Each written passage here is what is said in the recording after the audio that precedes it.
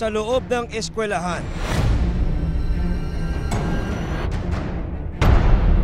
isang batang estudyante ang paulit-ulit inabuso at pinagsamantalahan. Ang paaralan ang itinuturing na ikalawang tahanan ng mga kabataan. Pero paano kung sa loob mismo ng eskwelahan, isang panganib ang nag-aabang? Samahan niyo ako sa pagtuklas sa katotohanan tungo sa paghahanap ng katarungan sa likod ng kasong ito. Magandang hapon. Ako po si John Consulta para sa Pinoy Crime Stories.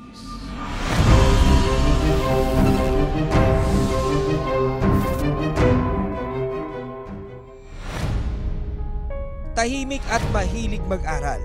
Ganito ilarawan ng ina na si Mary Jane ang anak na si Ashley, 11 taong gulang at isang grade 5 student.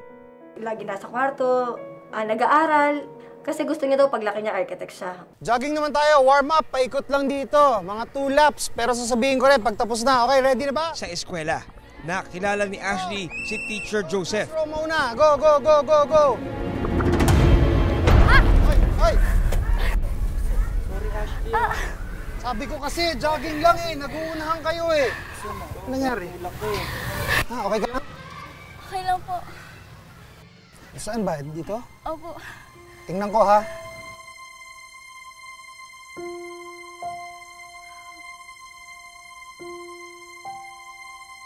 Okay lang yan, okay lang yan. Gas-gas lang to, gas-gas lang.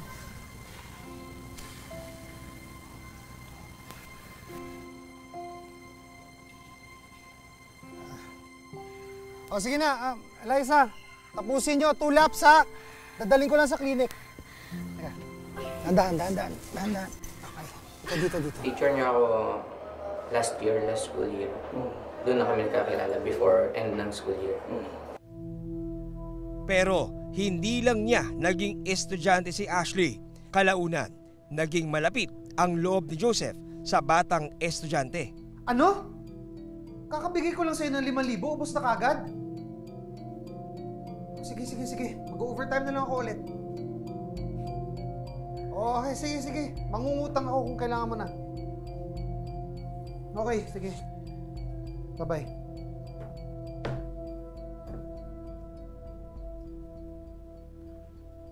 Okay lang po ba kayo, sir? Ay! Ashley, andiyan ka pala. Pasensya na, hindi kita napansin. Problema kasi sa bahay. Adulting problem po ba? May boyfriend ka na ba? Wala, sir. Wala pa po yun sa isip ko eh. Ano? Sa ganda mo yan, wala pa?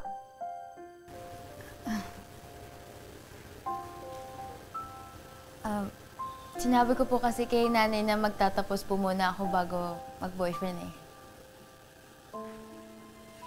Magtatapos muna. Matagal pa yun ah. Alam mo, okay lang naman mag-boyfriend eh. Natural lang yun. Ang importante, pipili ka ng boyfriend na mag-aalaga sa'yo at yung magmamahal sa'yo ng totoo.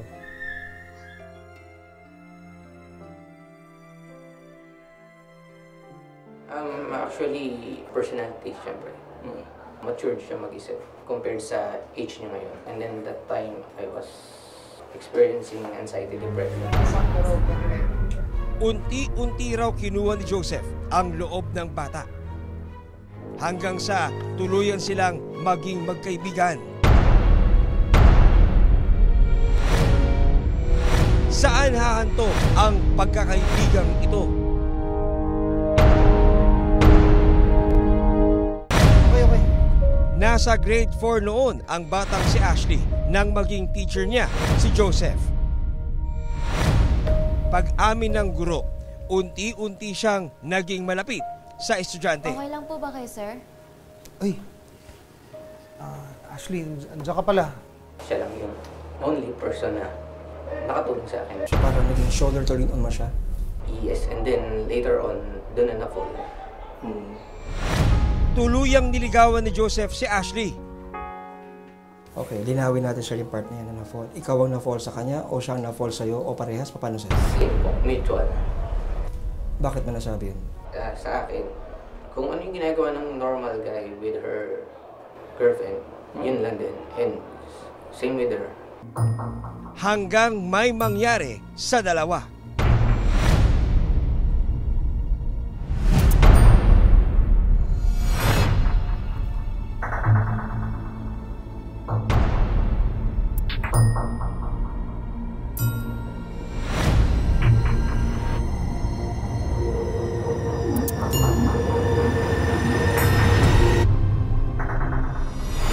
Sir, ang sinasabing detalye nangyayari daw po yung pang-aabuso ko minsan doon pa mismo sa loob ng eskwelahan. Totoo pa ito?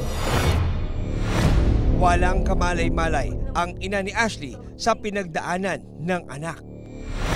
Ayon kay Mary Jane, sa paglipas ng mga araw, napansin niyang ginagabi ang anak sa pag-uwi mula sa klase. Oh, Ashley, Ano po? anak, napapadalas naman yata yung extension ng klase niyo. May hinahabol po kasing lesson. Ay, nak, ito nga pala, may send na message yung teacher mo. Tingnan mo nga to. Ano ba yan? Malay, baka na wrong side po. Ano naman yung teacher mo? Magpapalit lang po muna ako. Sige, bilisan mo't kakain na tayo, Nag-text siya sa akin. Nag-text siya na malilate po ng uwi kasi may na-late daw na bata. So, na-move yung oras ng start, so mamumove yung end ng, ng class. Pero, nagtaka ako, kinabahan ako, bakit magte-text ka sa text? Meron tayong GC. Anak ko lang yung, anak ko lang yung iwan? Yung ibang estudyante, hindi? Kaya lalong lumakas ang tutok ni Mary Jane na may kakaibang nangyayari sa anak.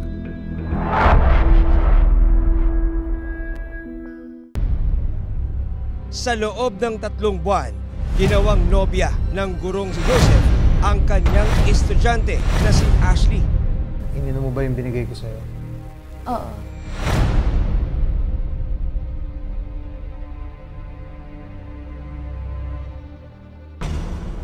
Inumin mo yan araw-araw,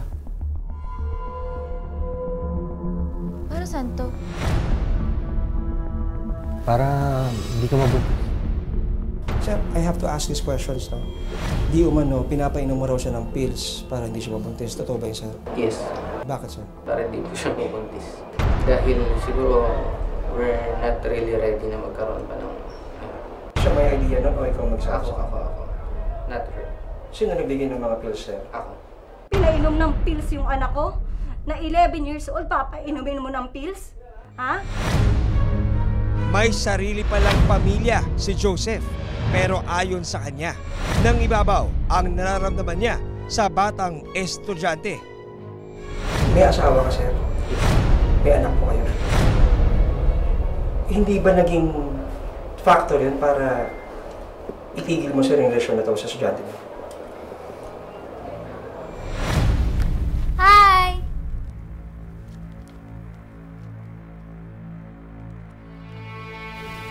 Sir, okay lang po ba kayo? May problema po ba ulit sa bahay niyo?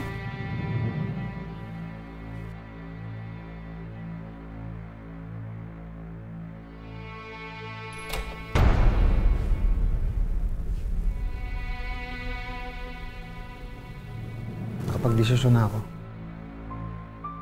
Iwalan ko yung asawa ko. Alam ko hindi tama to, pero ito yung nararamdaman ko eh. Mahal kita, Ashley. Gusto kitang alagaan habang buhay.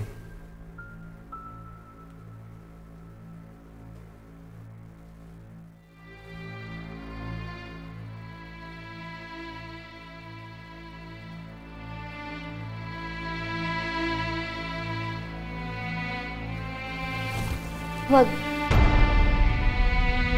Dito na rin lang tayo eh. Wala namang tao. Saka akala ko ba mahal mo rin ako?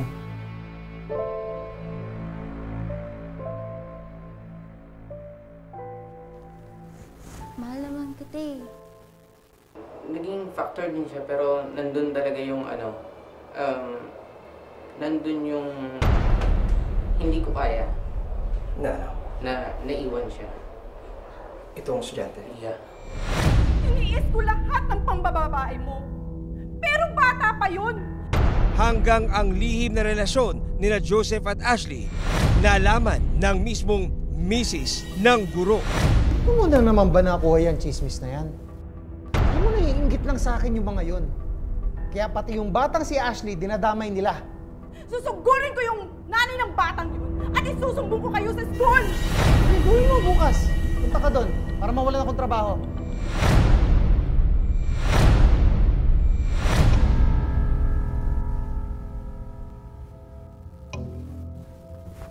Ano to, Ashley? Ano to?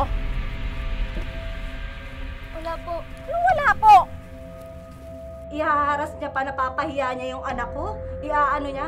Pareha silang sira-ulo mag-asawa. Dapat hindi yung anak ko ang hinaharas niyang babae niyan. Dapat asawa niya ang pinipigilan niya, hindi anak ko. Bago pa raw mauwi sa iskandalo, tinangay ni Joseph si Ashley. Ano, wala ba nakasunod sa'yo? Wala. Tara na. Punta tayong Palawan. Doon muna tayo magpalamig. Paano yung asawa mo? Nakasugurin ako eh. Kaya nga tayo lalayo eh. Hindi makakasunod yun doon. Tara. So ikaw sir ang nag-imbita sa kanya na lumabas kayo, na magtana na kayo? No. Again, it's a mutual decision. Saan dinala ng guro ang kanyang estudyante? Bahay eskwelahan, ganito lamang ang routine ng 11 years old na si Ashley bago niya nakilala ang guro na si Joseph. Hanggang nitong September 3, nang magising na lamang si Mary Jane na wala na sa kanyang kwarto ang bunso na si Ashley.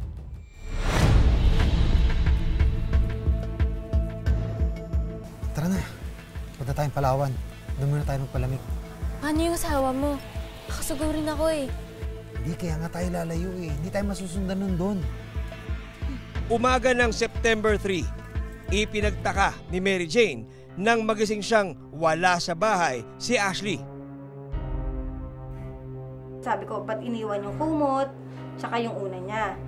So sabi ko, iaano ko sa anak ko, dadaling ko na sa anak ko sa taas, sa kwarto. Pagkakita ko, pagkapanig ko sa kwarto.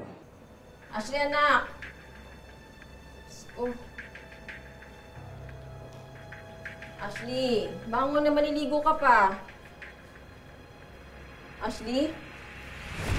Ay, Diyos ko po, nasan yung batang yun? Ashley, nandiyan ka ba? Ashley!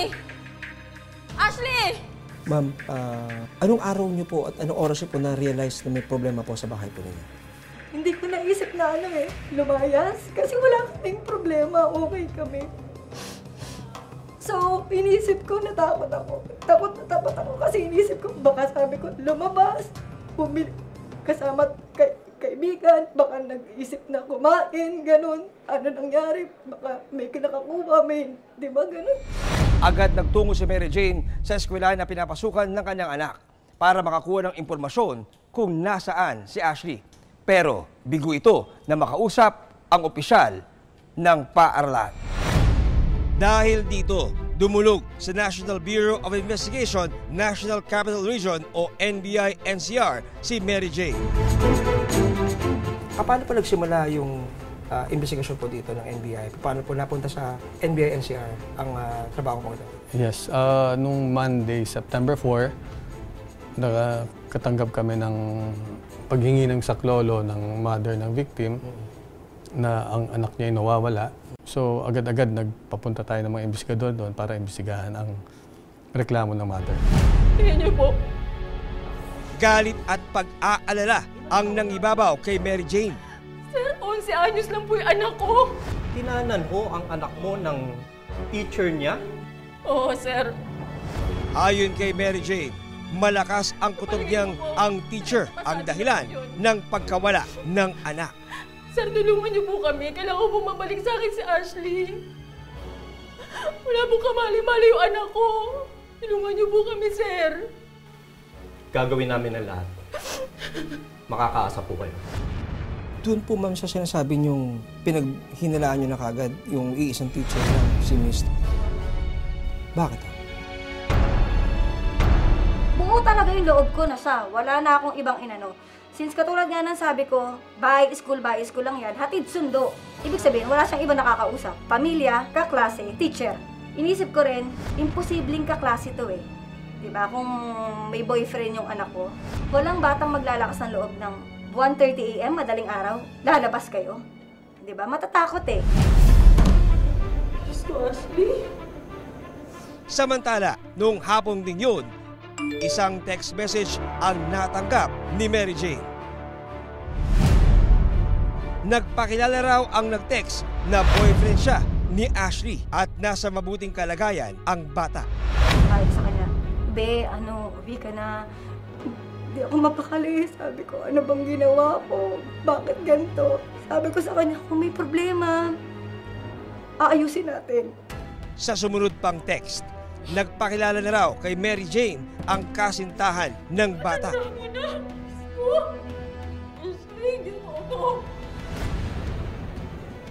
Sabi niya, si Sir puto, BF niya.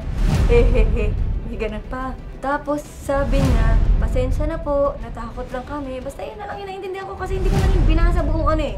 Na ano ko lang, na-confirm ko lang na si alam ko na. Diba? Alam ko na kung sino talaga. May pruweba na ako na siya na lang talaga hahanap. Nakiusap si Mary Jane na ibalik sa kanya si Ashley. So, pinapabayaan ko lang siya, hindi naman ako nag-aano eh. Sige, mag-ano ka lang kasi hindi ko rin alam yung sasabihin ko, baka madala ako ng damdamin. Kinukuha ko nga yung loob niya para ibalik niya yung ano ko sa akin. Sa mga oras na yun, lingid sa kaalaman ng teacher, nakipag-ugnayan na si Mary Jane sa mga otoridad. So, sabi ko, sige, uwi mo lang yung anak ko. Yun lang yung sa loob-loob ko, uwi mo lang yung anak ko. Sa kuha ng closed circuit television o CCTV, sa na-recover ng NBI-NCR, lumalabas na mula Cavite, dinala ng guro ang estudyante sa isang hotel. Sa CCTV footage sa hotel sa Valenzuela, nakita natin doon na nagpunta ang lalaki sa front desk, nag-check-in siya, hindi muna niya sinama yung bata. Dahil siguro pag nakita naman talaga kay sino, makikita na batang-bata ang kasama. So nung nagkaroon na siya ng room available, isinama na niya ang bata doon sa kwarto ng mabilisan. Mabawi pa kaya ni Mary Jane ang anak na si Ashley? September 3 nang nalaman na ng nanay na nawawala si Ashley, agad siya nagpunta sa NBI-NCR noong September 4 para humingi ng tulong. Agad nag-deploy ng tracker teams ang NBI-NCR at nag-backtrack din sa mga CCTVs para malaman kung saan dumaan ang dalawa. Sa kuha ng CCTV, nakita ang teacher sa counter ng hotel. Matapos magbayad, naglakad siya kasama si Ashley. Sa isa pang kuha ng CCTV, makikitang paakyat ng hagdan ang dalawa. Matapos nito, nahagip ng isa pang CCTV ang pagpasok ng teacher sa kwarto kasama si Ashley. We subpoenaed the principal of the school and the owner of the hotel in Valenzuela para malaman natin kung anong incident na ginawa itong teacher na to. At we are confident na malalaman natin. Hapon ng September 3, isang text message ang natanggap ni Mary Jane. Nagpakilala raw ang nag-text na teacher siya ni Ashley. Ayon kay Mary Jane, nakiusap siyang iuwi ng ligtas ang kanyang anak. Matanda mo na! Basta sabi ko, nakikiusap lang ako na umuwi siya, please lang, hindi ako galit. Tatanggapin ko siya, anak ko siya, mahal na mahal ko siya, ayaw ko mapahamak siya. Kung nagkamali siya, ayusin namin, magsisimula kami. Lingid sa kaalaman ni Joseph, nakikipag-ugnayan na pala sa National Bureau of Investigation National Capital Region si Mary Jane para siya'y madakip. Mahuli kaya ang teacher na tumangay sa kanyang estudyante?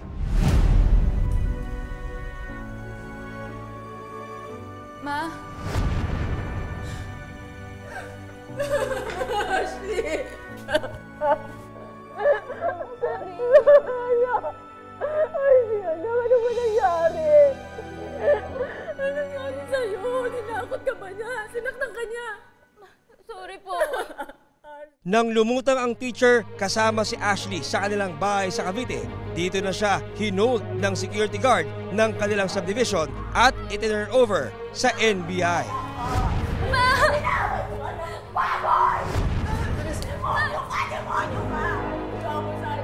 9 a.m. ng September 4. Tumawag na ako sa security guard. Yung security guard tumawag ng PNP. Tama. Akala ko ba nagkasundo na tayo? Sinulit ko naman nung si Ashley Ano? Tatanungin ko bang tunay na lang sa'yo pagsoli mo sa anak ko? Binabay ang anak ko, sinira mo sa mukha sa niya. Ashley! Maboy ka! Maboy! Ayun siya! After niyo pong makita at malaman po yung mga bagay na yon, ano po yung inyong naging damdamin? Yun.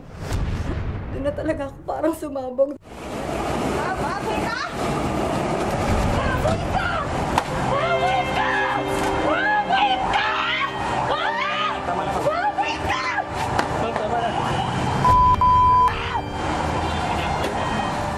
Napakababoy ng ginawa mo sa loob pa ng eskwelahan. Dito sa NBI, kasama ako, sabi ko gusto ko lang makita yung teacher. Pero talagang binugbog ko. Yung hawak kong wallet, sinipa ko, sinuntok ko, sinabunutan ko lahat. Pero kulang pa yun.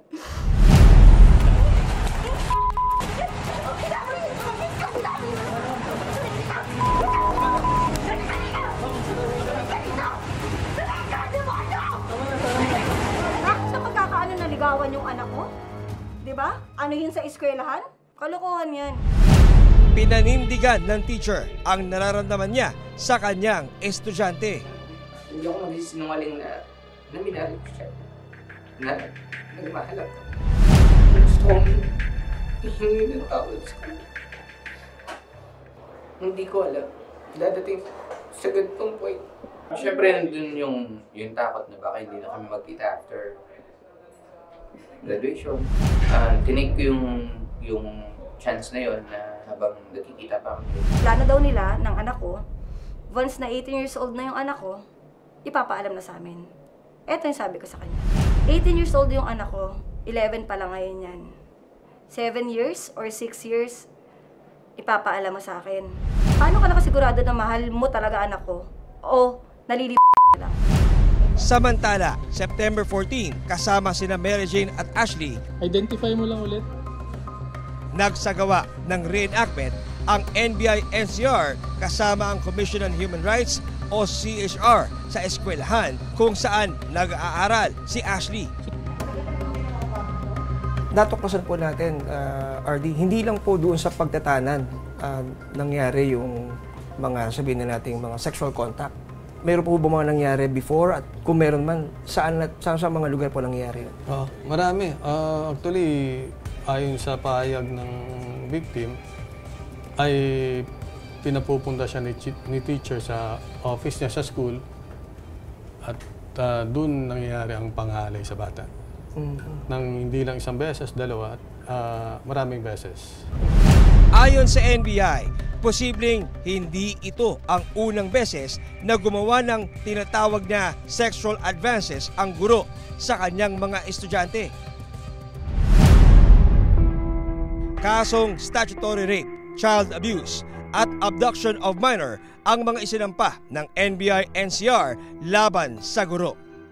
Kahit ano pang sabihin niyang depensa dyan. 11 years old ito at may pananagutan siya sa batas. We presented him before the inquest prosecutor in Valenzuela with a recommendation that statutory rape, abduction of minor, and other cases pa be filed against him. Hiling ni Mary Jane, maturuan ng leksyon sa loob ng kulungan ang guro. Wala kang kwentang teacher. Mabubulo ka sa kulungan. Kung meron kang ibang nagawa na ganyan na nakaligtas ka sa anak ko, hindi. Hanggang sa susunod na Sabado para sa patuloy na pagtuklas ng katotohanan, tungo sa paghahanap ng katarungan. Ako si John Consulta at ito ang Pinoy Crime Stories.